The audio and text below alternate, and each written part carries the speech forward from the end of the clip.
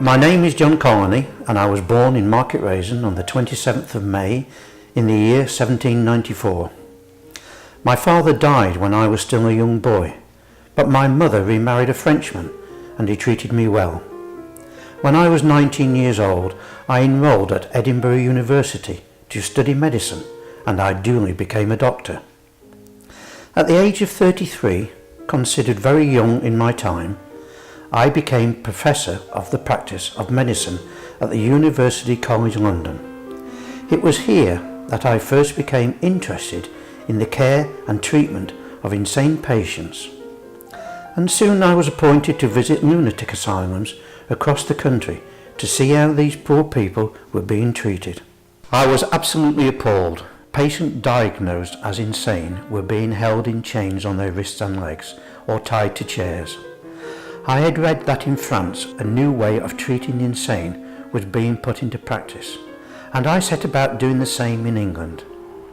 When I was appointed resident physician to the Middlesex County Asylum at Hanwell, the largest lunatic asylum in England, I took it on myself to bring the greatest change in the care of the insane this country had ever seen. Within 4 months, all restraints had been removed from my patients, and so many of them began to feel and get better as a result.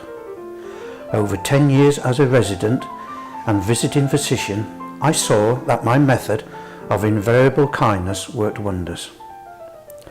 By the year 1847, my methods of non-restraint were being used across the country, and the public had hailed me a hero for bringing these levels of care to the forgotten masses languishing in our asylum.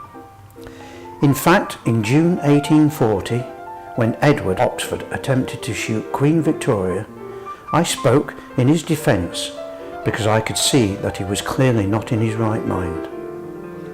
But my word, my new methods of treating the insane meant that more and more families brought their afflicted relatives forward for treatment.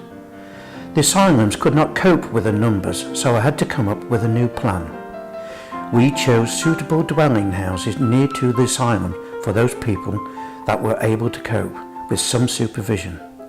Were placed in these houses, looked after and allowed to work simple jobs like washing clothes or farming.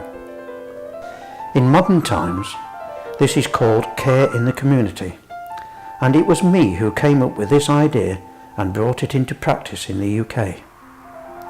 I continued to be dedicated to the care of the insane for my entire life and wrote many papers on the subject.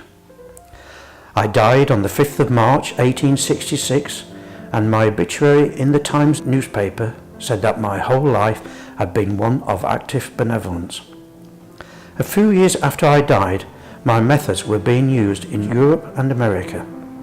So from my very humble beginnings in Market Rasen, I went on to become a true champion of those people deemed to be insane, and changed the whole way in which they were treated and looked after, not just in this country, but around the world.